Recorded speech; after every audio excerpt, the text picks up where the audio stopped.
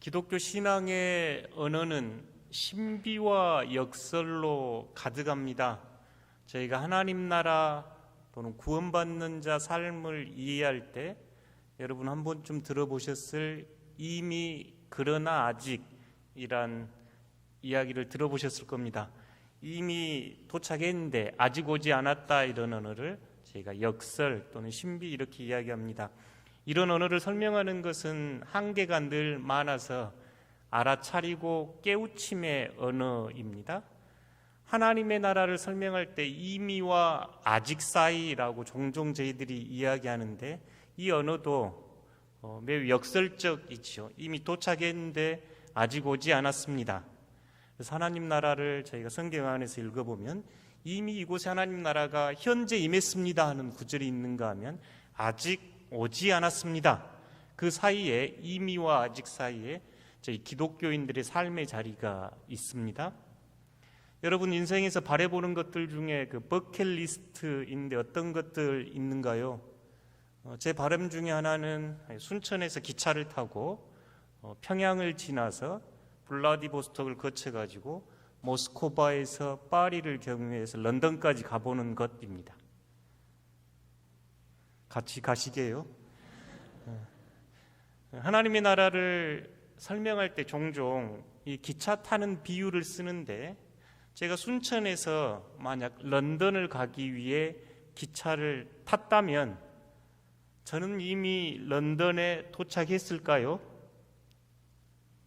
어쩌신가요? 가고 있는 길인가요?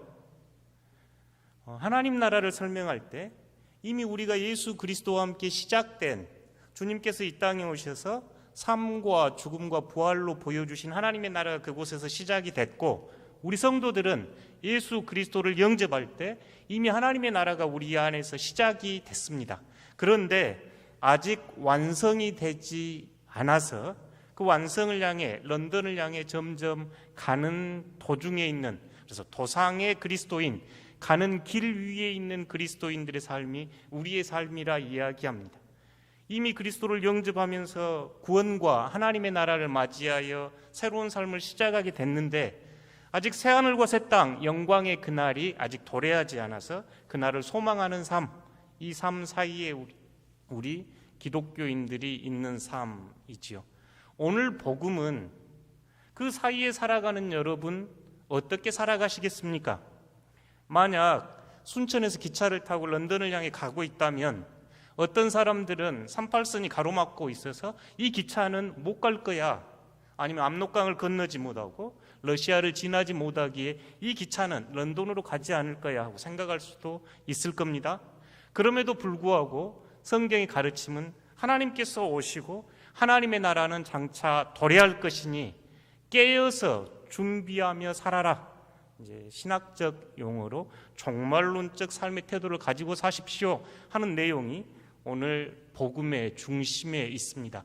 그러니 저희 신앙생활을 하는 저희들에게는 굉장히 중요한 복음이지요. 저희들이 어떻게 이 세상을 살아가야 합니까? 저희들이 대한민국 사람이고 동시에 하늘나라 사람이라면 저희들이 어떻게 이 세상을 살아가야 할까라고 물을 때 오늘 주님의 복음은 우리에게 귀한 교훈이 됩니다. 이 복음 안에서 여러분의 자리를 발견하고 하나님 나라를 향한 여정에 소망이 더욱더 커지는 복된 주일 되기를 바랍니다. 말씀 봐보겠습니다. 35절부터 봐보면요, 표제어가 이제 깨어 준비하고 있으라. 여러분 성경에는 그런 표제어가 있을 건데, 여기 다른 이제 마태복음이나 마가복음에 있는 본문들하고 유사해서 깨어 준비하라 이런 표제어를 달고 시작하는데요. 35절 보시면 허리에 띠를 띠고, 허리에 띠를 띠고, 이제 여러분 아마 6월절 출애굽 사건 떠올리실 수도 있고, 하나님의 나라가 임했으니 깨어 있는 게 뭔가 지금 하는 모습을 그릴 때 허리에 띠를 띠고 등불을 켜고 서 있어라. 그러니까 출애굽을 위해서 복장을 갖추고, 우리말로 하면 신발끈 조여 매고 등불을 켜라. 이 말은 정신과 영혼이 깨어 있어서 준비해라. 그 나라가, 하나님의 나라가, 하나님의 완전한 통치가 곧 임하니 깨어서 준비하라 하는 이야기를 허리에 띠를 띠고 등불을 켜고 그 나라 맞이할 수 있도록 준비하십시오, 이렇게 강조하고 있는 모습입니다. 주님께서 그러면서 깨어있는 사람의 모습이 어떤 모습인지 36절에서 말씀하시는데요, 함께 읽어보겠습니다. 너희는 마치 그 주인이 혼인 집에서 돌아와 문을 두드리면 곧 열어주려고 기다리는 사람과 같이 되라. 깨어있는 모습, 허리에 띠를 띠고 등을 들고 있는 사람의 모습이 어떤 사람인가? 예수님의 설명은 주인이 멀리 나갔다가 다른 집에 혼인잔치에 갔다가 돌아와서 집 앞에 가지고 문을 똑똑똑 두들면 문을 열어주도록 준비하고 있는 모습, 이렇게 지금 말씀하시죠. 주인이 밤늦게 지금 돌아오는지 언제 돌아올지 모르는데 주인이 와서 문을 똑똑똑 두들면 문을 열어줄 수 있도록 준비하고 있어라. 이게 깨어있는 모습이라고 말씀합니다. 조금 자세한 내용이 마가복음 13장 33절인데요. 주의하라, 깨어있으라, 그때가 언제인지 알지 못함이라. 저기 예수님께서 다시 오시는 예수님의 재림에 대한 이야기를 할 때 여러분의 관심은 어떤 일어나는 표적이나 어떤 일어나는 기적이나 어떤 현상에 주목하지 말고 예수님의 핵심은 깨어서 그때를 준비해라, 이건데요. 34절 보시면 가령 사람이 집을 떠나 타국으로 갈 때 그 종들에게 고난을 주어 각각 사물을 맡기며 문지기에게 깨어있으라 명함과 같으니, 그러므로 깨어있으라, 집주인이 언제 올는지 혹 저물 때일는지 밤중일는지 닭 울 때일는지 새벽일는지 너희가 알지 못함이라. 계속 지금 깨어있으라 강조하시면서 그 유대인들의 저녁 시간, 저희 누가복음에도 2경 3경 나오는데 그 힌트가 저물 때, 밤중, 닭 울 때, 새벽, 이렇게 유대인들은 밤을 나눈 모양입니다. 그래서 2경 그러면 밤중, 3경 그러면 닭 울 때, 이렇게 보여집니다. 언제인지 알지 못하는데 깨어있으라 이렇게 이야기하면서 36절에 그가 호련히 와서 너희가 자는 것을 보지 않도록 하라.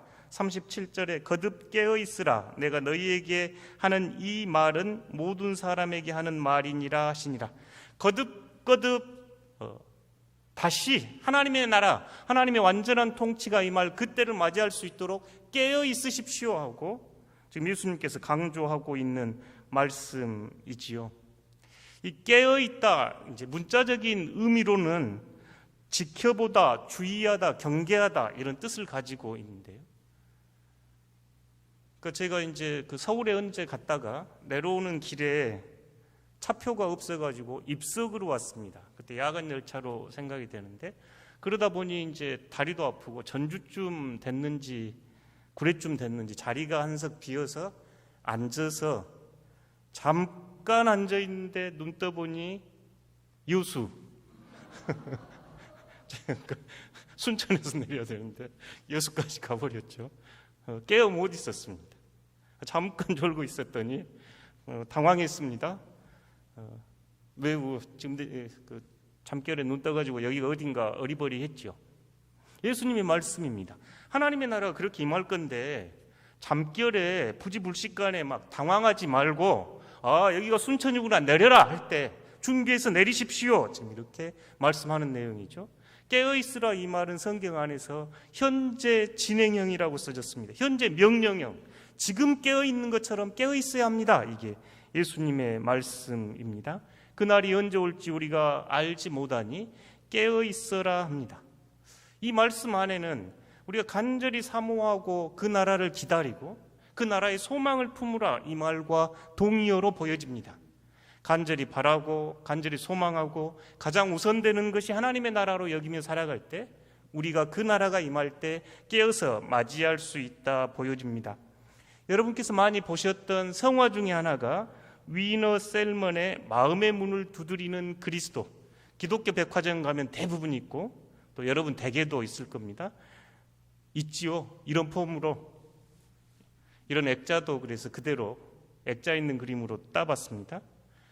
이 구절은 이제 계시록 3장 20절에 나와 있는 볼지어다 내가 문 밖에 서서 두드리노니 누구든지 내 음성을 듣고 문을 열면 내가 그에게로 들어가 그와 더불어 먹고 그는 나와 더불어 먹으리라 하는 그 말씀을 이제 그린 그림입니다. 근데 화가는 이 그림을 그리면서 제목을 붙일 때 그리스도께서, 주님께서 다시 오셔서 마음의 문을 두드리는 그리스도, 이렇게 이름을 붙였습니다.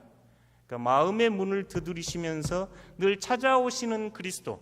그래서 이 그리스도가 찾아오셔서 문을 두드릴 때 그 소리를 듣고 문을 열면 주님께서 그 안으로 들어가서 그와 더불어 먹고 그는 주님과 함께 더불어 마실 것이다, 더불어 먹을 것이다. 이 계시록 3장 20절 말씀을 그림으로 그려가지고 우리에게 늘 다가오셔서 문을 두드리는 그리스도 생각하게 합니다.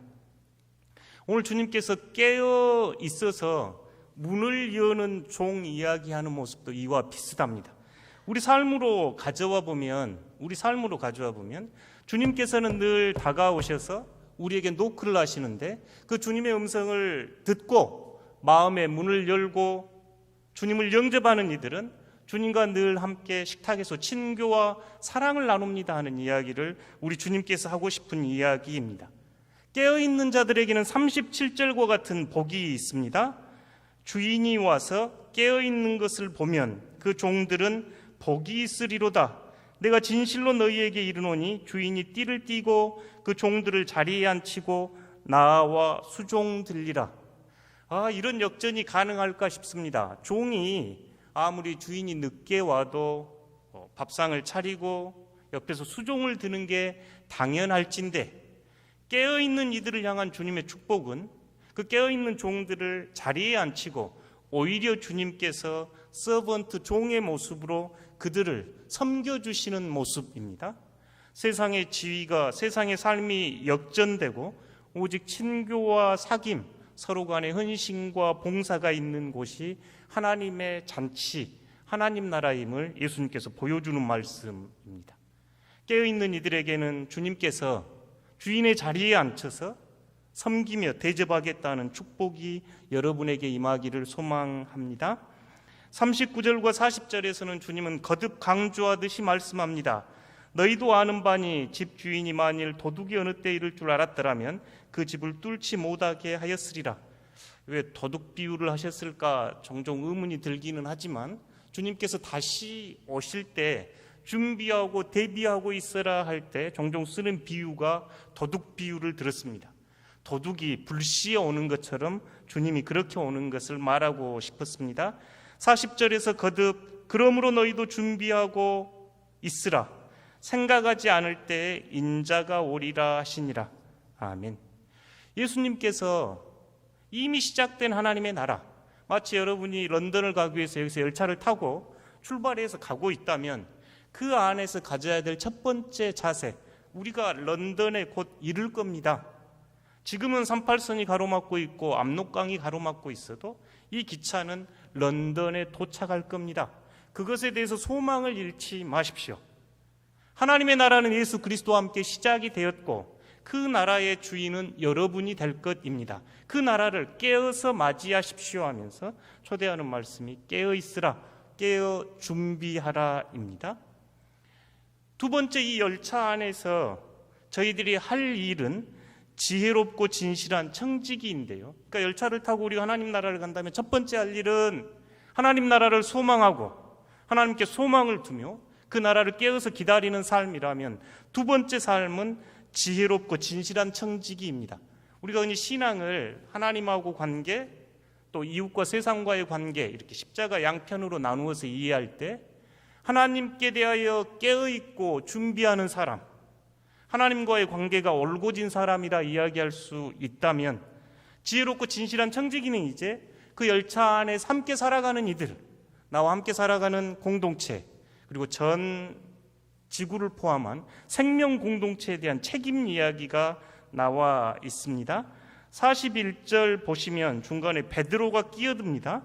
베드로가 여짜오되 주께서 이 비유를 우리에게 하심이니까, 모든 사람에게 하심이니까. 지금 베드로가 묻는 건 제자들인 저희들에게 하는 말입니까? 아니면 모든 사람들에게 다 하는 말입니까? 그렇게 베드로가 묻자 대답을 하는 대신에 42절 함께 읽어보겠습니다. 주께서 이르시되 지혜 있고 진실한 청지기가 되어 주인에게 그 종들을 맡을 때를 따라 양식을 나누어 줄 자가 누구냐? 주님께서 깨어 있으라, 깨어 준비하라 하고 하신 말씀을 베드로가 받아가지고 이 말 저희에게 하는 말입니까? 모두에게 하는 말입니까? 하고 묻자 예수님께서는 너희 다 모두 다 대답하는 대신에 오히려 지혜롭고 진실한 청지기를 등장시킵니다. 지혜롭고 진실한 청지기. 성경 안에서 저희 그리스도인들이 어떻게 살아가야 합니까? 라고 물을 때 대표적으로 쓸 수 있는 단어 중에 하나가 이 단어이네요. 예수님께서 종말을 살아가는 저희들에게 지혜롭고 진실한 청지기가 되십시오. 이 진실한 이 말은 신실한, 믿음직스러운, 맡길만한 이런 뜻입니다. 지혜도 있어야 하고 맡길만 하고 진실하고 성실한 청지기. 이 성경 안에서 청지기란 단어가 굉장히 흥미로운 단어입니다. 청지기라는 단어가 이 그리스어에서 하나님의 집을 맡아서 돌보는 사람, 하나님의 집을 맡아서 돌보는 사람입니다. 굉장히 크죠? 저희가 교회 안에서 목사를 포함해서 봉사하는 모든 이들을 청지기 이렇게 이야기합니다. 목사만 청지기거나 여러분만 청지기거나 그러지 않고 교회 안에서 교회를 섬기는 모든 이들을 청지기 사명 이렇게 이야기하고 또한 동시에 그리스도인이 세상을 향한 사명을 이야기할 때도 청지기 사명 이렇게 이야기합니다. 이중적으로 쓰이는 단어죠. 그런데 청지기에서 중요한 건 모든 것의 주인이 하나님입니다. 하나님 것을 맡아가지고 그 일을 지혜롭고 신실하게 해야 되는 게 청지기이죠. 그래서 청지기는 하나님의 집을 잘 돌보는 사람입니다. 내 것을 돌보는 게 아니라 하나님의 집을 돌보는 사람. 그래서 이 단어에서 나온 영어 단어가 이코노미, 경제라는 단어네요. 경영할 때 경제. 그러니까 경제가 좋아져야 합니다. 이걸 그리스도인들은 하나님의 모든 집이 풍성해져야 합니다. 이런 뜻입니다. 이 청지기 이야기를 아주 우리에게 잘 들려준 이야기가 고린도전서 4장 1절과 2절인데요. 함께 봐보겠습니다. 사람이 마땅히 우리를 그리스도의 일꾼이요 하나님의 비밀을 맡은 자로 여길지어다. 여러분은 그리스도의 일꾼이요 하나님의 비밀을 맡은 자. 이 번역이 조금 마음에 전달이 덜 되는 것 같은데 우리가 방금 누가복음 12장 42절에서 읽었던 청지기하고 똑같은 단어입니다. 하나님의 비밀을 맡은 자인데 헬라어 어순으로 그대로 읽어보면 하나님은 매우 신비스러운 분인데 신비스러운 하나님의 청지기 이런 뜻입니다. 어떤 막 특별한 비밀을 맡았다 이런 게 아니라 하나님은 매우 신비스러운 분인데 그 신비스러운 분의 일을 맡은 청지기가 바로 여러분입니다. 그러니까 세상 사람들은 여러분을 볼 때, 그리스도인을 볼 때 그리스도의 일꾼이요 신비스러운 하나님의 일을 하는 사람들, 하나님의 일을 맡은 사람들. 그러니 4장 2절에 그리고 맡은 자들, 여기도 똑같이 지금 청지기라고 쓰여 있는 단어입니다. 맡은 자들에게 구할 것은 충성. 이 충성이라는 단어도 지혜롭고 진실한 그럴 때 그 진실한 단어하고 똑같은 단어입니다. 그러니까 이 기차 안에서 하나님 나라를 살아가는 이들에게 요구하는 삶이 지혜롭고 진실한 하나님의 일을 맡은 사람들, 하나님의 청지기라고 이야기하죠. 그들이 하는 일이 예수님께서 하신 말씀이 그 집 종들을 맡은 때를 따라 양식을 나누어 줄 자. 이 청지기가 하는 일은 양식을 나누어 주는 직분이구나. 먹어야 삽니다. 세상 모든 이들이 지혜롭고 공평하게 분배되며 먹고 살아갈 수 있도록 나누는 사람이 청지기들이구나 하고 예수님께서는 우리에게 말씀해 줍니다. 지혜롭고 진실한 청지기의 모델은 성경에서 단연코 요셉이죠. 풍년 때는 비추구할 수 있고 흉년 때는 베풀어 나누어 사람을 살리는 일이 요셉이 했거든요. 주님께서 이 시대의 그리스도인들은 지혜가 있어야 하고 진실한 삶을 살아야 하는데, 그들은 필요에 따라 때에 따라 배고프고 힘들고 눈물 나는 이들 돌보고 살아갈 수 있도록 힘을 주는 사람들입니다 하고 여러분을 초대합니다. 굉장히 영광스러운 직이지요. 하나님의 일을 여러분에게 맡겨주시는데 그 일은 여러분이 다른 이들을 돌보고 때에 따라 그들의 필요에 따라 돌봐주는 일이라 이야기합니다. 그들에게 주는 축복은 참으로 큽니다. 43절과 44절인데요. 주인이 이를 때 그 종이 그렇게 하는 것을 보면 그 종은 복이 있으리로다. 44절 함께 읽어보겠습니다. 내가 참으로 너희에게 이르노니 주인이 그 모든 소유를 그에게 맡기리라. 아멘. 얼마나 영광스러운가요? 하나님의 일을 충실하게 지혜롭게 맡았더니 하나님께서 모든 일을 맡겨주시겠다. 이렇게 신뢰받고 사랑받는 여러분들 되시기를 소망합니다. 예수님은 우리로 하여금 그렇지 못한 삶을 살아가는 우리들도 생각해 볼 수 있도록 45절에서 48절 말씀을 이어가시는데요. 45절 보시면 만일 그 종이, 지금 청지기 이야기하고 있는데, 마음에 생각하기를 주인이 더디 오리라. 그러니까 열차가 순천에서 지금 막 가다가 때로는 멈춰야 하고 때로는 수리도 해야 하고 그러면서 이 열차 안 가겠네 하고 만약 그런 생각하고 살아간다면, 그러면서 그 안에 돌보아야 될 이들을 오히려 때리고 자신이 먹고 마시고 취하게 되면, 지금 자신의 쾌락과 자신의 권력과 자신의 삶을 누리면서 살아가게 되면 46절 생각하지 않는 날 알지 못하는 시각에 그 종의 주인이 이르러 어미 때리고, 여기서 어미 때리고는 굉장히 무서운 단어가 쓰였습니다. 잘라내다 이런 뜻인데요. 마치 가룟 유다가 예수님의 제자에서 잘려나간 것처럼 그런 표현을 예수님이 쓰셨습니다. 어미 때리고 신실하지 아니한 자의 받을 벌에 처하리니. 47절 함께 읽어보겠습니다. 주인의 뜻을 알고도 준비하지 아니하고 그 뜻대로 행하지 아니한 종은 많이 맞을 것이요. 이 말씀은 저희에게 경각심을 불러일으키죠. 그러니까 여러분은 주인의 뜻을 잘 아는 사람들입니다. 그런데 준비하지 않으면, 또 주님의 뜻대로 행하지 않으면 그 종은 더 벌이 무거울 것이라고 말씀하네요. 48절 알지 못하고 맞을 일을 행한 종은 적게 받으리라. 모르는 사람은 적게 받으리라. 지금 이렇게 이야기하면서 무릇 많이 받는 자에게는 많이 요구할 것이요 많이 맡은 자에게는 많이 달라 할 것이니라. 아멘. 이 말씀이 저희들에게는 어떤 책임과 의무를 불러일으키게 합니다. 저희가 순천에서 기차를 타고 지금 런던 가는 길에 그 기차 안에서 뭐 할까요? 하면 첫 번째, 이 기차가 런던에 도착한 것에 대해서 의심하지 마십시오.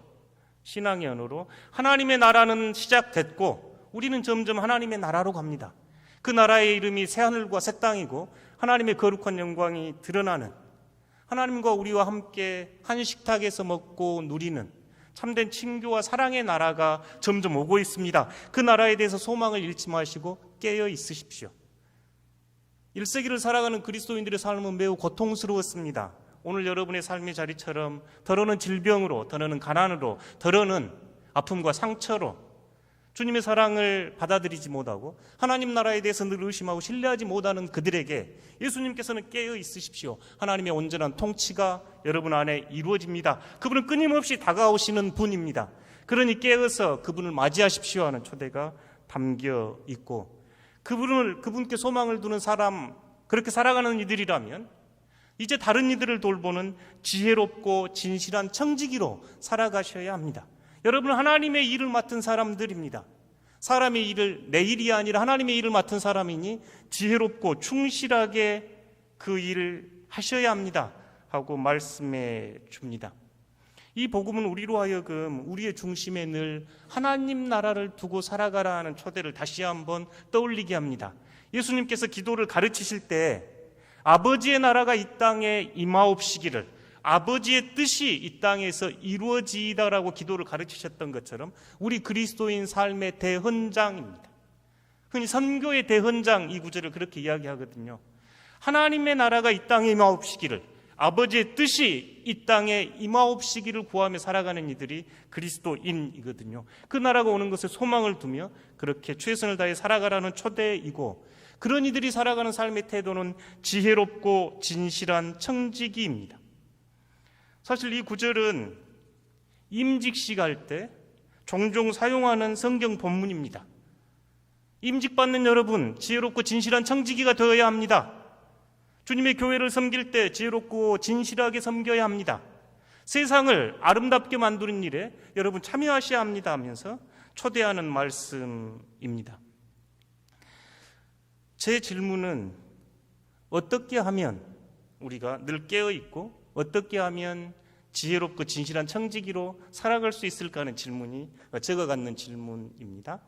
늘 깨어있어야 합니다 하는 이 말씀 안에는 늘 깨어 기도하라 하셨던 말씀이 자연스럽게 떠오릅니다. 깨어 기도하는 삶, 말씀 앞에 깨어있고 하나님 앞에 깨어있고 예배 앞에 깨어있고 공동체 앞에 깨어있는 삶, 늘 기도하는 삶과 분리될 수 없겠지요. 그러니 깨어있으십시오 하는 초대는 강력하게 여러분 기도하셔야 합니다. 기도의 자리에서 하나님의 나라가 이 땅에 임하옵기를 기도하시고 그 기도의 자리에서 그 나라 맞이하셔야 합니다. 두 번째, 그렇다면 지혜롭고 진실한 청지기로 우리가 어떻게 성장할 수 있을까? 여러분 좋은 제안 있으신가요? 어떻게 하면 우리가 보다 지혜롭고 어떻게 하면 보다 신실하게 하나님께서 맡겨주신 일을 할 수 있을까요? 여러 가지를 생각해 보면서 한 가지만 추천을 해봐라 그러면 책을 읽어야 합니다.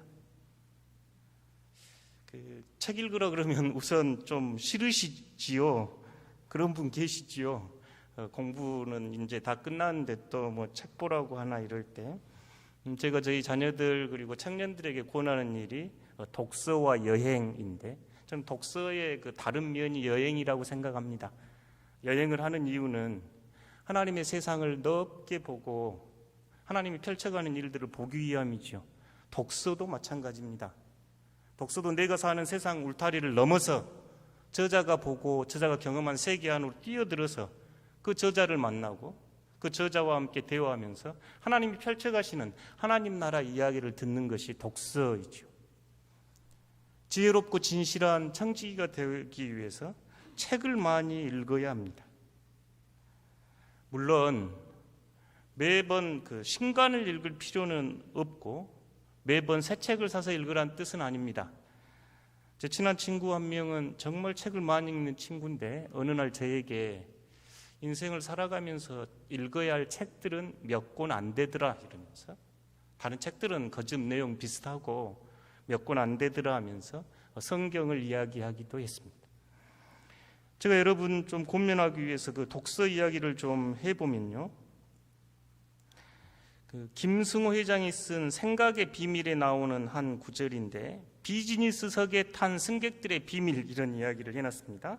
그러니까 장거리 여행할 때 그 일반석에 있으면 좌석이 좁습니다. 저희 그 직행버스만큼 좁아가지고 제가 토론토 다닐 때 14시간 가는데 아주 힘들거든요. 근데 비즈니스석은 한 번도 못 타봤습니다. 그 일반석은 100만 원에서 150만 원 이렇게 티켓을 구할 수 있는데 비즈니스석은 싸야 400만 원, 500만 원이거든요.